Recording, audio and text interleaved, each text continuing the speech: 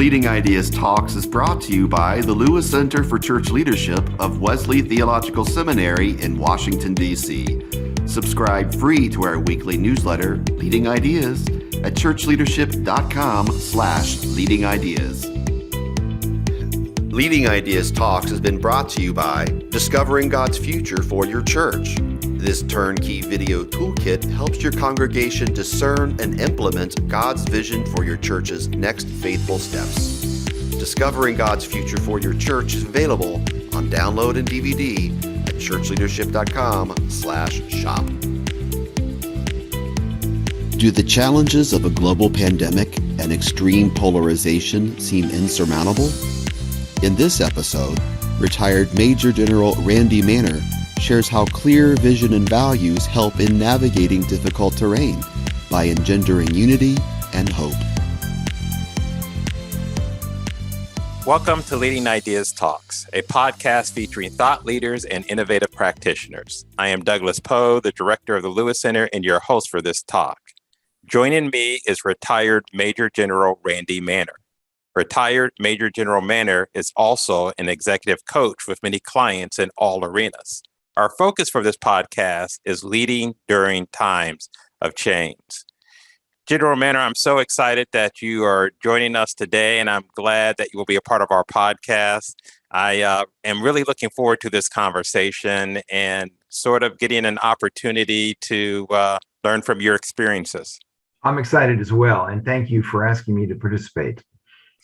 I would like to begin, Randy, with having you sort of share a little bit about your background. You've worked in a lot of different arenas with several clients. So if you can just give a little background on yourself and some of the work you've done, I think it would help our audience. I would be honored to do so. I've had a very, very, very blessed life.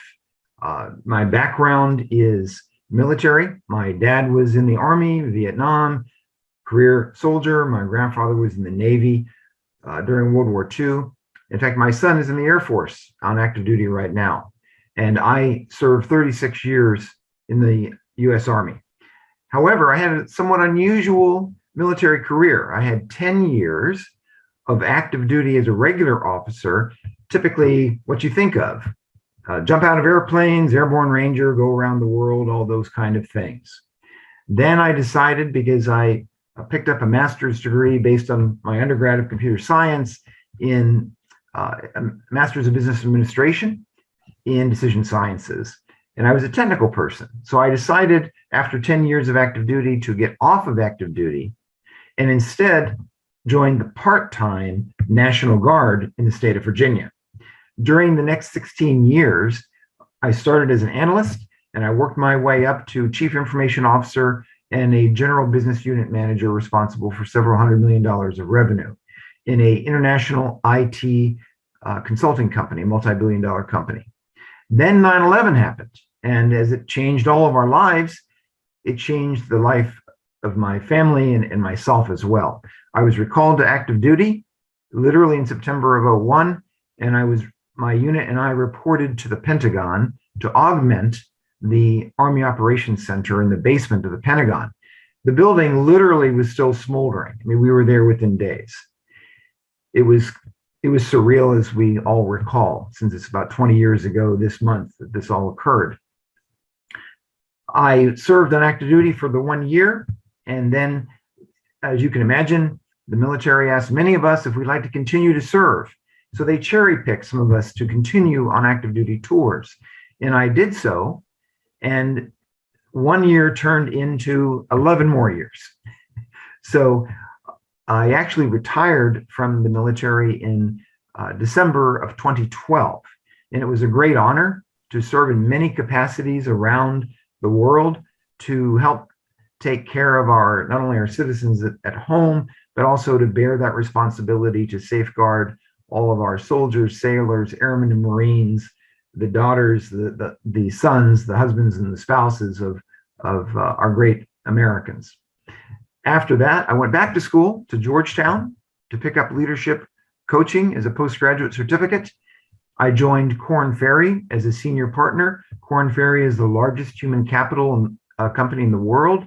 They're known best for their executive search, I worked on the side on leadership and talent development. Did that for several years. And then I decided, at this point in my life, I wanted to work a smaller number of hours and for just the clients and customers that I wanted to work for.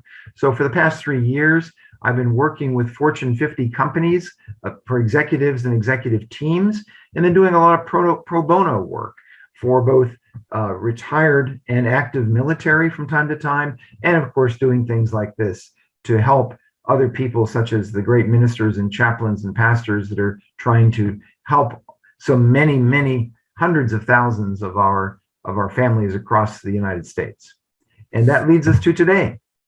Well, I appreciate that. And I learned some things. We've talked before, of course, and I've learned some new things when you shared this. And I sort of want to pick up and connect a couple of themes. So one of the things I just learned, I didn't realize that you were called back right after 9/11, which of course was during a time of dramatic, change in this country. And of course, we're still in the midst of a pandemic, which has been a time of dramatic change. Yes. And our topic today is focus on change. How do we lead during these challenging times of change? And you obviously have experienced now 2 challenging times of change just within this time frame. I'm sure there's been more in the work in the military, but I just want to start there. Can you just share broadly, how do we lead during times of challenging change? I'll tell you what, change is hard for everyone, especially whenever they have no control or direct influence over the change. When people start to lose hope or they lose direction, then they typically fall back to be afraid or to be fearful. And that can show itself in many different ways. So the challenge for leaders is to be able to replace that fear and that frustration, that anger in many cases, with feelings of hope, with gratitude, thankfulness, and with action to make something happen. So what is needed during times of change is for all the people that are listening to this, it's a fantastic opportunity to be able to step up, to provide that feeling of hope and that feeling that it is going to be better, which it is going to be better, and to turn that into action.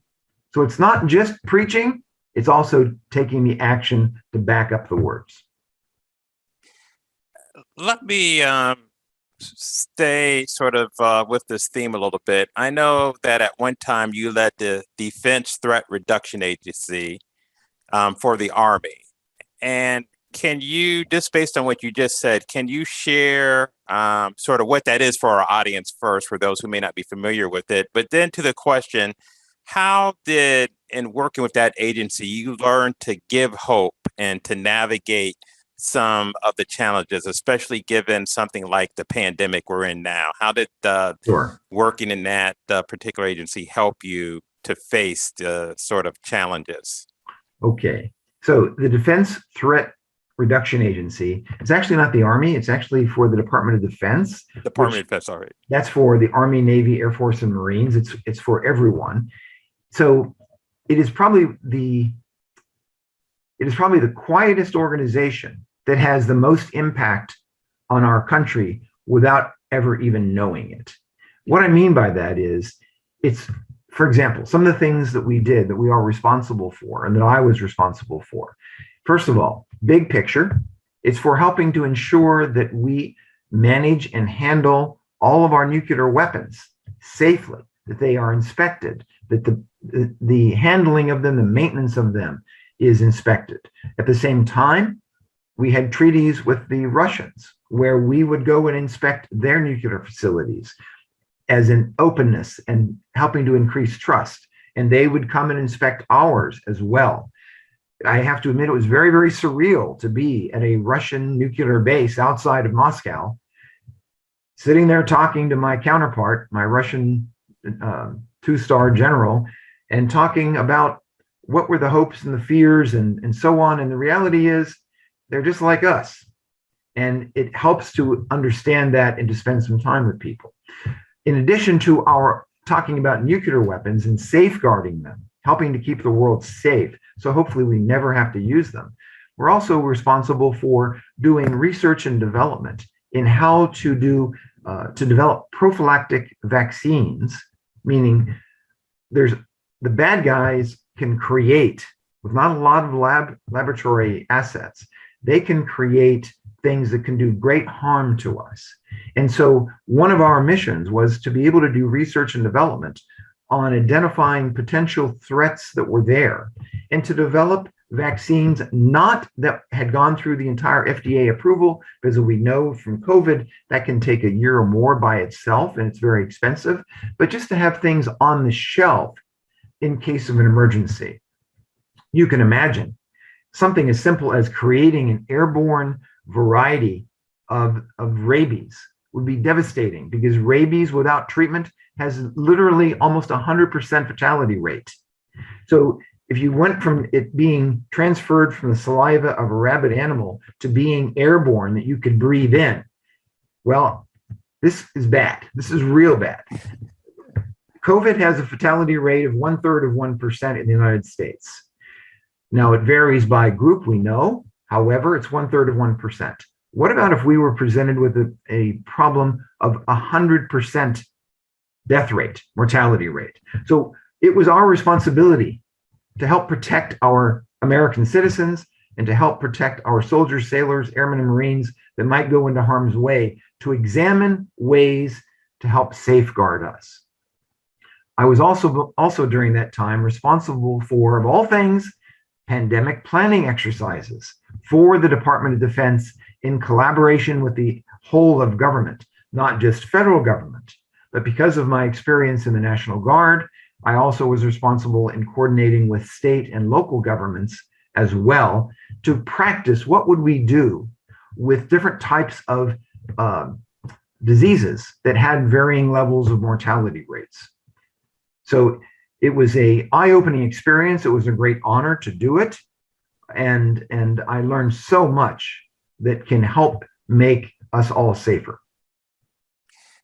Let me stay with this theme for a second. So as you were thinking about preparation for something like a pandemic, which of course creates a huge challenge, as we all know, how do you help people to stay calm during this sort of situation? It seems to me where you began a few minutes ago about fear and distrust and all these things taking place, it creates a situation where people can panic, and that's when things can start to deteriorate.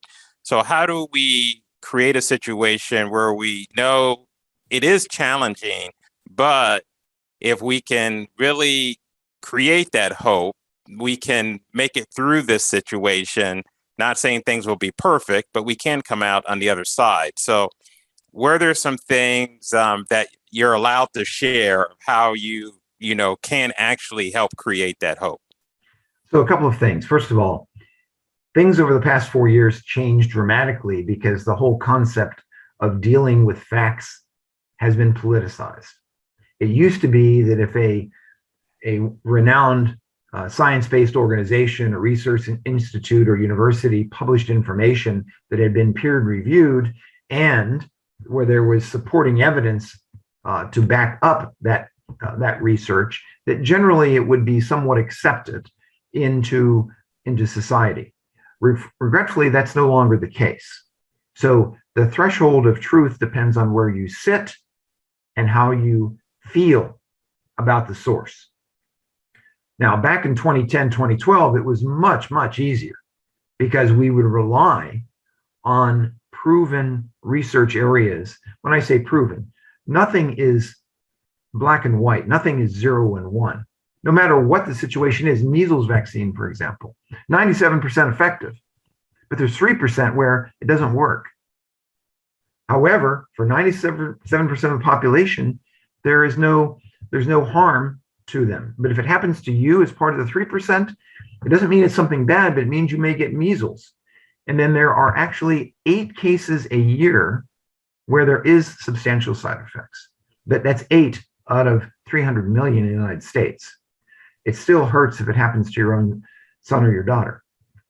Now, pulling this back for a second, in today's environment, it's really very important that leaders in the church, do the very best you can to both listen to the concerns of your parishioners and to be able to ask them, what are the sources that you might believe in, and how can you find out what the truth is? I know it sounds very simple to say those words, but it actually is very important. Having a balanced perspective with multiple sources of information will always yield a better result or a better answer. Anytime we rely on singularly one person or one source, you potentially could fall victim to either propaganda, misinformation, or misguided belief. It's the same thing as in the Bible, where there are many people who speak the truth, but who do you believe? So it's along that same line. So you have to look from your head and from your heart, and you have to question the sources. And I mean all the sources, to be able to get the best information you can. Now, as a leader in the church, of your parish, of your congregation, it's very important to challenge everyone. First of all, give them hope. It will get better, because guess what? It will get better. It will get better. I hate to say the science shows it, but the science shows it will get better. That's number one. Number two is to challenge them to look at multiple sources, to be able to make their decisions and upon which they believe. You ended there. Let me have you maybe share a little bit more about bringing people with diverse views together. I know that in many congregations, there's not a singular view. You have people with different theological views, different political views. People sit on different sides of the fence with a range of views. And the one of the challenges is that even in, you talked about multiple sources, even in, looking at multiple sources, we may still end up, with these different perspectives. So part of the challenge for leaders is, how do I navigate when I have these diverse individuals with different perspectives, and we're trying to move together in one direction? You shared with me a story about some work you recently did. I think it was in Vegas, of how you tried to sort of help people shift the conversation so that those with different perspectives could be at least on the same page in terms of what the mission they were trying to accomplish. Sure. So if I could change slightly the question that you're asking me, which really is, what and we'll try this on for size. Yeah. I believe that the question is, how might we bring people with diverse backgrounds and perspectives together to be united in some manner, and to be respectful of others? That's right. Now, given that, whether it is in business or the military or in a university or in a congregation, there are three aspects that the leader must do. Three. One, and it all falls under the umbrella of creating a vision. Creating a vision. The vision has to have three parts. Three parts. It's got to have the purpose or the mission. What is our congregation? What's the purpose of our congregation? And by the way, I'm only going to allow you one sentence. One sentence. And it can't go on and on and on. One sentence. So you have to define and agree, what is your purpose of your congregation? The second one, and I know this is going to sound a little weird, but you have to come up with, what are the half dozen values of your congregation? What are the values? And what's an example of value? using some of the military values, which I'll talk about in a few moments, about how I applied it in this situation in Nevada. But things like integrity, honesty, courage, accountability, duty, loyalty, respect of others, discipline, teamwork, courage. These are examples of values. But there's many more values too. You could Google them and find out, or top 10 religious values if you so desire. But the point is, you have to come up with what are the values that your congregation believes in. This is going to be very, very important to serve as a litmus test about what is acceptable and unacceptable behavior after you define in writing the 5 or 6 values your congregation stands for. The third thing is you come up with what are the key goals for the congregation. So you have your purpose, you have your values, and then you have the 3 or 4 things you're there to do. It could be to have a school. It could be to serve God in the church. It could be to serve the community in some way. It could be a food bank. It could be education. I don't know what it could be. But the point is, every congregation has something that's important to them. And so you basically come up with together, and it's a give and take. What are the 3 or 4 things, the 3 or 4 goals for your congregation? This purpose or mission statement, one sentence, the values that represent the congregation that everyone agrees to live by, and then the key goals, the 3 or 4 constructive, actionable things you want to do. Create the vision. It's then responsible of the leader. The leader is responsible to help create the vision and then do 2 more important things: communicate the vision and inspire others to actually live that vision and to help achieve it. So again, create the vision, then you have to communicate the vision. And by the way, it's not once, it's not twice, it's every week, it's every day. And then the third one, of course, is you have to inspire others to do it. And this is very important. All the while of doing this, you have to be open to tweak it, to change it a little bit as time goes on. It doesn't mean that you come up with a whole new set of values next week based on last week. That's too much change. But adjusting it to fit and to grow into that vision is a very important part of being open to accept feedback and change and to come together. The whole concept of being a congregation is you come together for some purposes.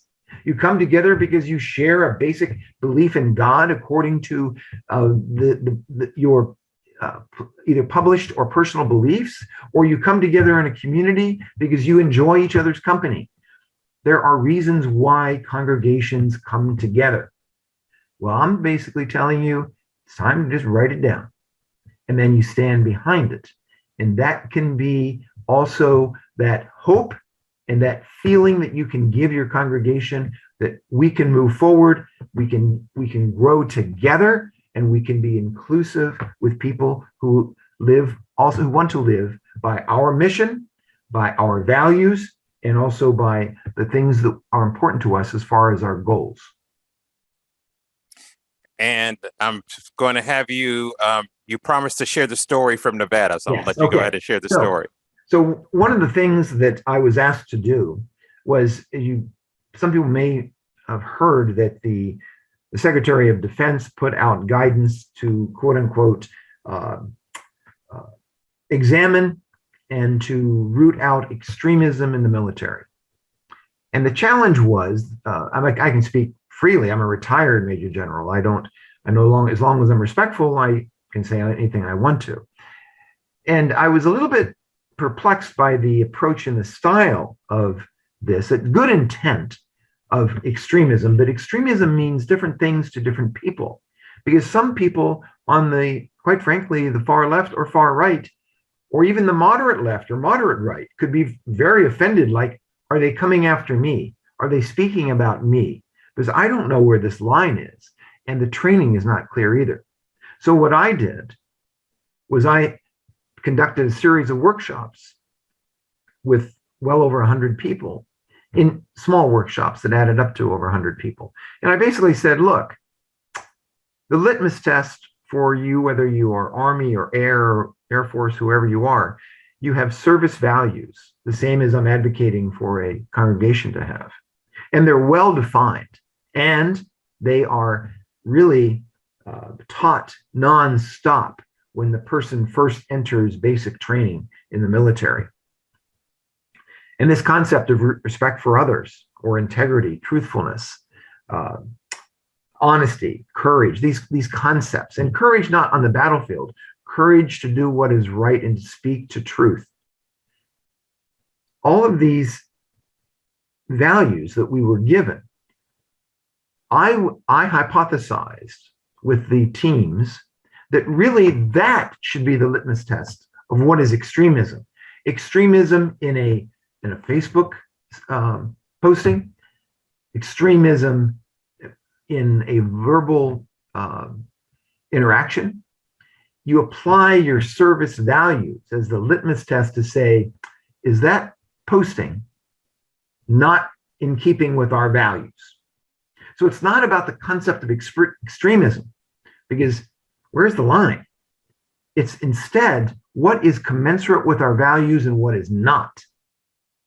If a person was posting something that was hateful about a particular type of people by color or race or national origin, that is 100% not acceptable by the military values of treating others with respect and treating them as you would like to be treated. And that falls, whether anybody wants to call it extremism or not, I'm not going to use that definition. I'm going to say that doesn't line up with our values. And you have two choices, because we don't do mind control here. However, you're part of our organization. If you would like, it's kind of like you're part of our congregation. And our values are this. That statement is counter to our values. So you have two choices. You can either not post those things, not post them, and not express them.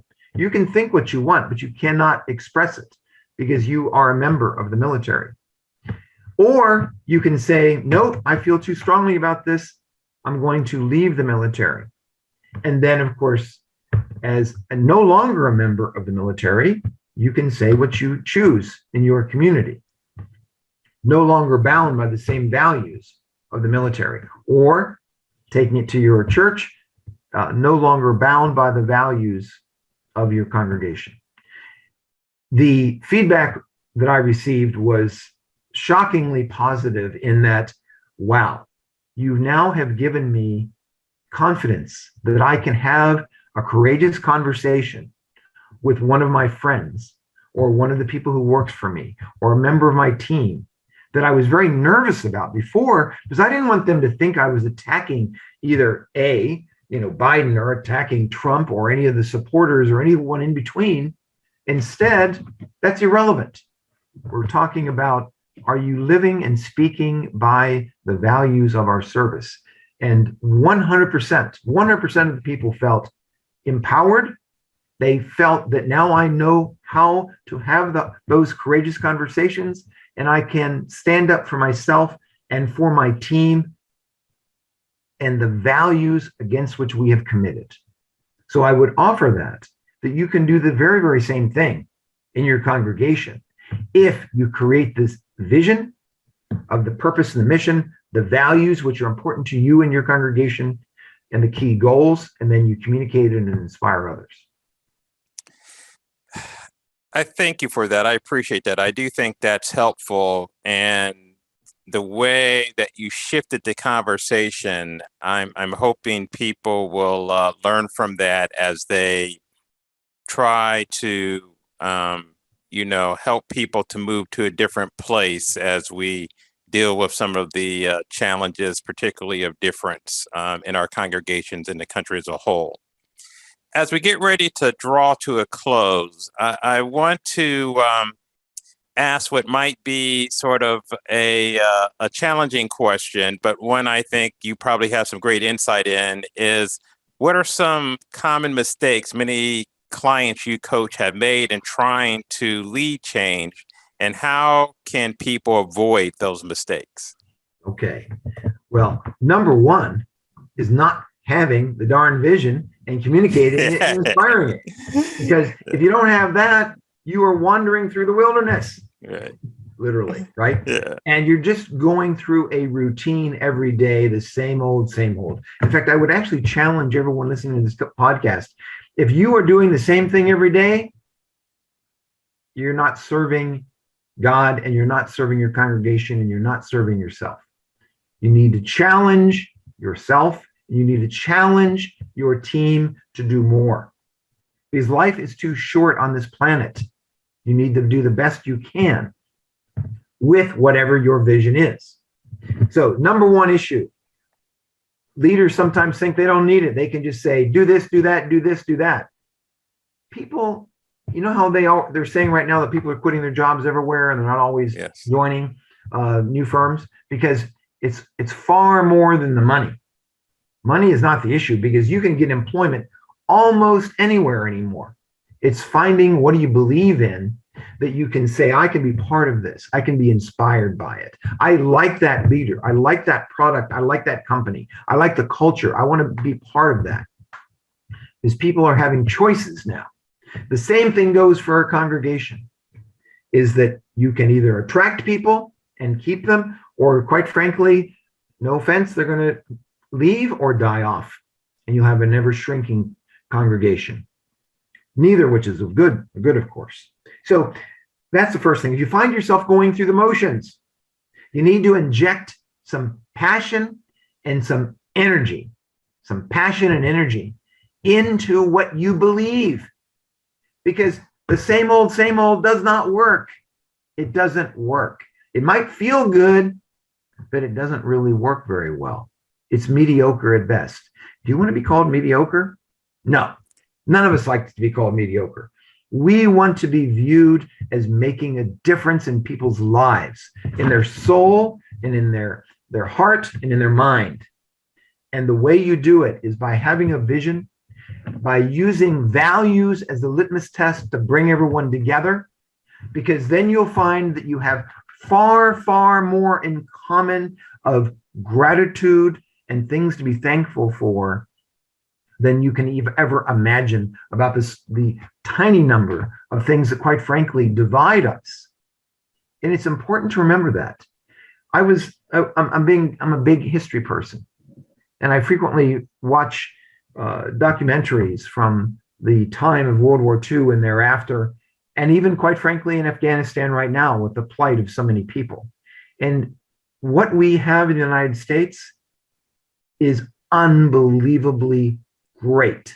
And I'm not talking about politically great. I'm saying that we have, number one, most of our country is safe.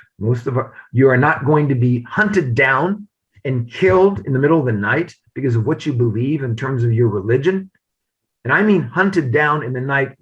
We're talking about thousands and thousands of people, not one or two people, thousands of people. We're not living in absolute fear the way that people in Afghanistan are. We're not living in incredible, when I say incredible poverty, such as following World War II in Europe, where there was no food by anyone, and children, women, men were dying because they just had no food to eat.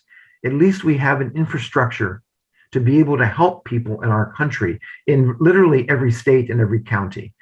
I agree. It does vary, and it's never enough, but there's something. There is hope. There are things to be grateful for, and we really need to embrace that which makes us strong and that we all believe in. So in terms of what doesn't work, not having a vision, not having agreed upon values, not having actions that help move the congregation forward to do great things in your community, for your parishioners, and obviously in service of God. Major General, this has been fantastic. I wish we had more time. I could talk to you and listen to the stories all day long, but I appreciate the time you've given us, and really appreciate the insight you've shared. Well, thank you. It has been an honor, and I hope you invite me back sometime. Absolutely. On the next Leading Ideas Talks, Teresa Stewart shares how to craft amazing worship on a small church budget. In many ways, we have been setting the expectations for a large performance aesthetic for small congregations when their powerhouse, it's not just who they are, but it is a powerful set of tools that they have when they invoke a participation aesthetic. I call it the happy birthday effect. When you are at someone's birthday party in your home, a loved one, and everybody bursts into song as happy birthday to you, afterwards, when you're driving home, you don't go, oh man, that was so terrible. We were out of key. The bass should have practiced some more. We should have brought in a professional choir and done some more rehearsals. You don't, because the participation aesthetic, the way we burst into song together, changes our critical function. We relate to it differently. And this is where some of the real advantages are. Big places have to resort to excellence because they can't get every worshiper in that birthday effect mode. So we really do need to think about the immense strengths for formation of small places in small settings with a different set of tools. What do they have available to them because of this particular setting? Thank you for joining us. And don't forget to subscribe free to our weekly newsletter, Leading Ideas, at churchleadership.com/leadingideas.